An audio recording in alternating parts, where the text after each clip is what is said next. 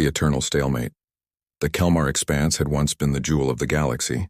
Now it was a graveyard stretching across 12 star systems, littered with the broken husks of civilizations that would never rise again. Dead planets orbited dying stars, their surfaces scarred by weapons that could crack continents and boil oceans. This was what remained after 800 years of total war between two species who had forgotten how to do anything else. Admiral Krex stood on the command deck of his fortress ship, the Dominion's Wrath, watching holographic displays that showed the latest casualty reports.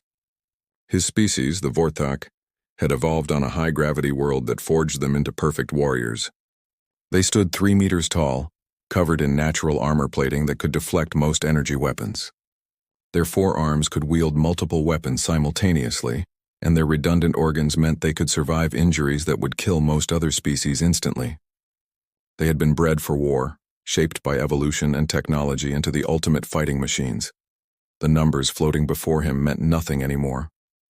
10 million dead in the last engagement, 20 million in the one before that. The Vorthak Empire had long ago stopped counting individual losses. They measured death in percentages of planetary populations now. His own homeworld had sent 14 generations of soldiers to die in this endless conflict. Children were trained from birth to fight, knowing they would likely die before seeing their own offspring reach maturity. The war had started over something so trivial that historians argued about what it actually was. Some said it was a trade dispute over mining rights in a contested system. Others claimed it was a diplomatic insult during a first contact ceremony. The truth had been buried under so many layers of hatred and revenge that it no longer mattered. The Vorthak fought because the enemy existed, and the enemy had to be destroyed. There was no other purpose to life anymore. Across the vast battlefield of space, Supreme Coordinator Yalara reviewed her own tactical assessments aboard the Salathi worldship Unity's End. Her people were everything the Vorthak were not. The Salathi had evolved as a collective consciousness, millions of minds linked together through quantum entanglement.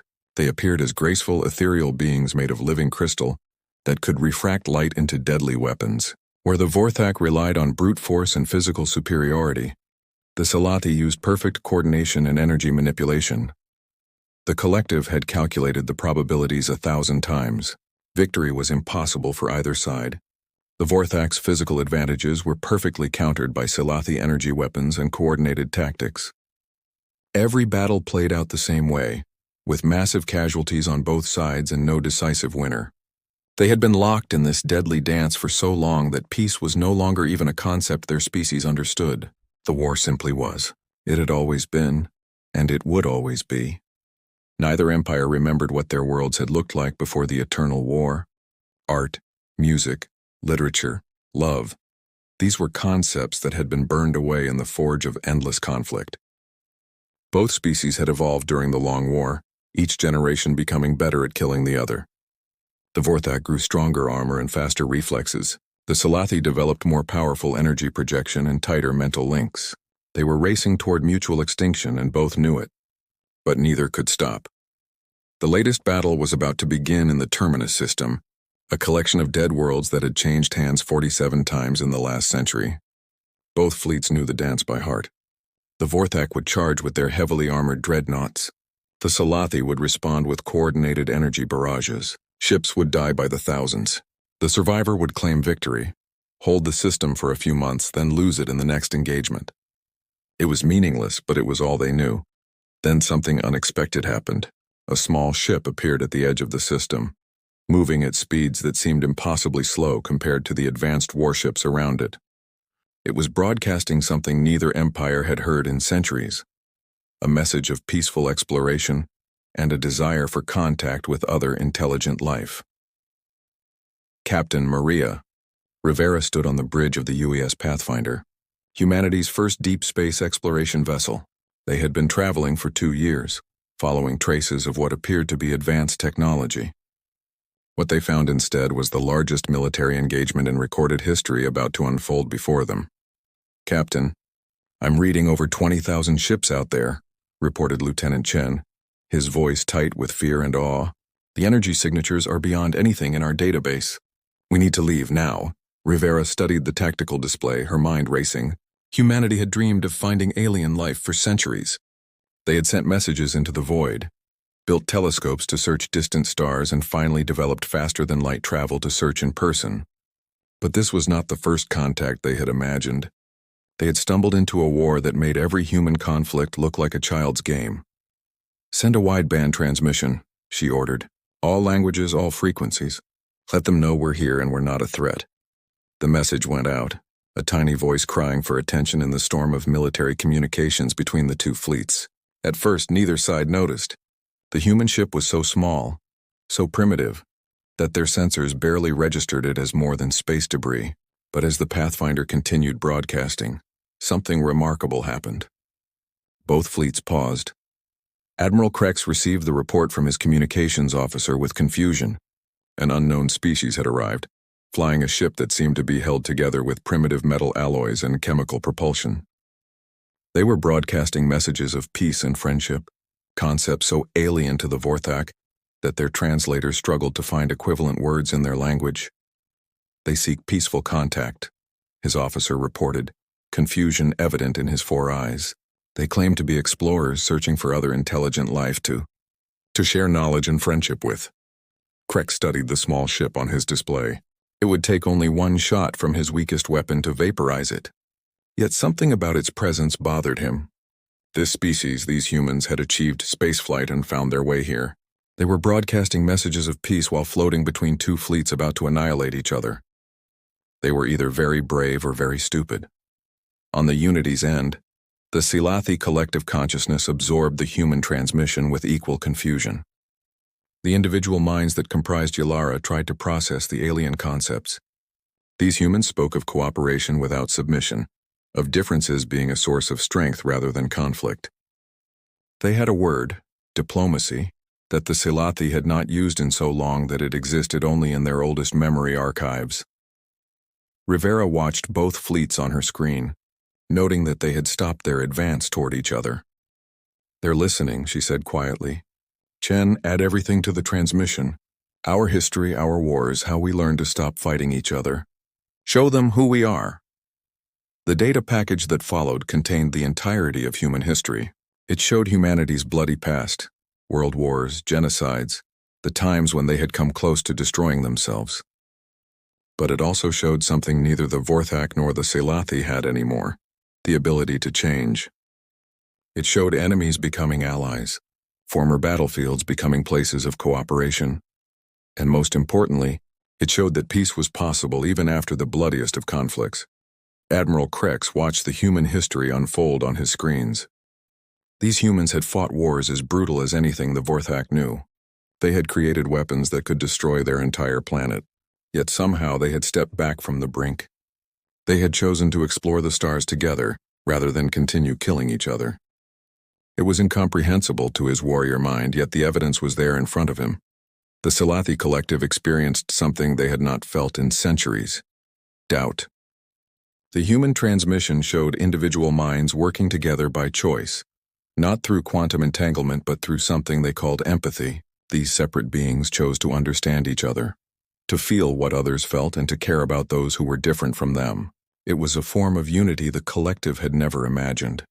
Captain Rivera made a decision that would either be remembered as humanity's greatest moment or its last mistake. "Helm, take us directly between the two fleets. Put us right in the middle of their battlefield, Captain. That's suicide," Chen protested. "Maybe," Rivera agreed. "But if we're going to die anyway when they start shooting, we might as well try something impossible first." The tiny human ship accelerated toward the space between the two massive fleets. It was like a mouse running between two dragons, insignificant yet impossible to ignore. Both the Vorthak and the Silathi watched in amazement as the primitive vessel positioned itself exactly between them, its crew of just 200 souls standing between armies of millions. The human gambit Captain Rivera's voice echoed across space, transmitted to both fleets simultaneously. She spoke not as a conqueror or a warrior, but as something neither empire had encountered in centuries: a peacemaker. "We are humanity," she began, her voice steady despite the thousands of weapons that could vaporize her ship in an instant. "We are young compared to you. Our technology is primitive. We have no great weapons or vast fleets, but we have something you've lost: The memory of how to stop fighting. Admiral Krex listened from his command throne, his four hands clenched in confusion. Stop fighting? The concept was antithetical to everything the Vorthak had become. They were warriors. Fighting was their purpose, their identity, their entire civilization. Without the war, what would they be? You say you cannot stop, Rivera continued. You say the war is too old, the hatred too deep. But look at our history. We fought wars over skin color, over invisible lines on maps, over which version of the same god to worship. We built enough nuclear weapons to destroy our world 50 times over. We came within minutes of ending our entire species. But we stopped. We chose to stop. The Salathi collective buzzed with millions of minds trying to process this information. The human data had shown their world wars, their Cold War, the times when extinction seemed inevitable. Yet these fragmented, individual minds had somehow found common ground. They had turned their weapons into tools of exploration. They had united not through forced mental joining, but through something more profound. Choice. Rivera knew she had their attention. The fact that neither fleet had fired yet was a miracle in itself. She pressed on, knowing that she might have only minutes before one side or the other decided to end this strange interruption to their eternal war. You think you're different from each other, she said, addressing both fleets. The Vorthak with your physical strength, the Salathi with your mental unity. You've defined yourselves in opposition to each other for so long that you've forgotten what else you could be. But we see something you don't. We see two species who have both sacrificed everything for a war that no longer has meaning. On his bridge, Admiral Krex felt something stir in his chest, an emotion he couldn't identify. It wasn't anger or battle rage. It was something older, something from before the war had consumed his people. His tactical officer approached, speaking in low tones. Admiral, several ships are requesting orders. Should we target the human vessel? Krex stared at the small ship on his display. It would be so easy to destroy it, to remove this confusion and return to the clarity of battle. But something held him back. These humans had placed themselves in mortal danger just to speak words of peace. It was an act of courage that even a Vorthak warrior could respect.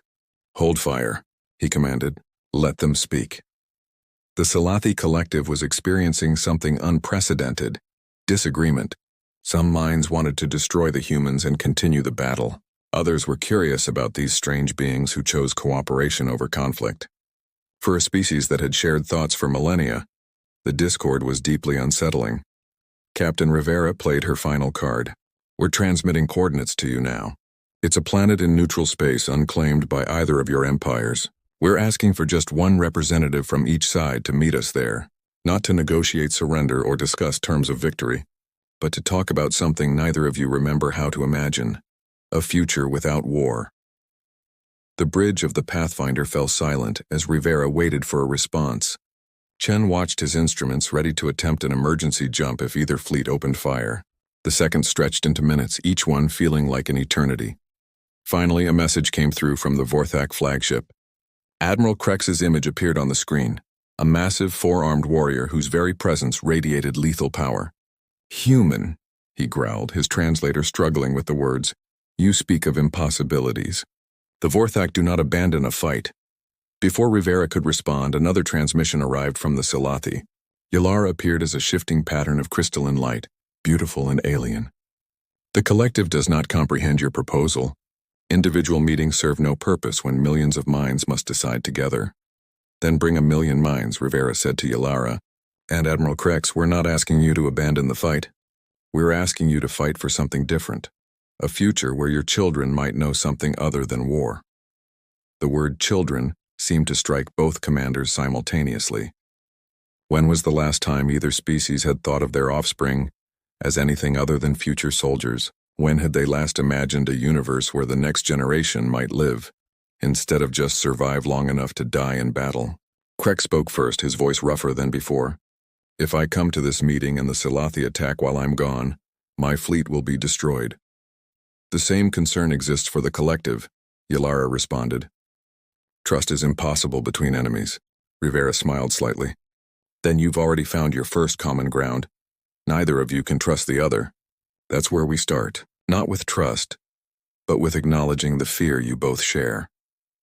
The human captain could feel the moment balanced on a knife's edge. These two species had been killing each other for so long that peace seemed like a threat, rather than an opportunity. But she had planted a seed of doubt in their certainty, and sometimes that was all it took. One solar day, Krex finally announced, "I will come to your coordinates for one solar day. If this is a trap, the Vorthak Empire will hunt your species to extinction. The collective will send an avatar," Yalara added, "a single mind carrying the thoughts of many. If harm comes to it, humanity will learn what it means to face the unified fury of the Silathi." Rivera nodded. "Understood. We'll be waiting." The coordinates led to a planet called Haven by its human colonists, a small world that had been terraformed just enough to support basic life. It had no strategic value, no resources worth fighting over, and no military installations. It was, in every sense, neutral ground. Captain Rivera and her small diplomatic team waited in a simple prefabricated structure as two shuttles approached from opposite directions. The Vorthak shuttle was a heavily armored beast, bristling with weapons. The Silathi vessel seemed to be made of solid light, shifting and flowing like liquid crystal. Admiral Krex emerged first, having to duck to fit through the human-sized doorway. His natural armor scraped against the frame and his forearms moved with the controlled precision of a warrior, ready for ambush. He carried no weapons, itself an act of incredible trust for a Vorthak. The Silathi avatar materialized rather than walked in, its crystalline form casting rainbow patterns on the walls. This single being carried the condensed consciousness of thousands, a fragment of the collective given temporary autonomy. Rivera stood between them, feeling very small and very fragile.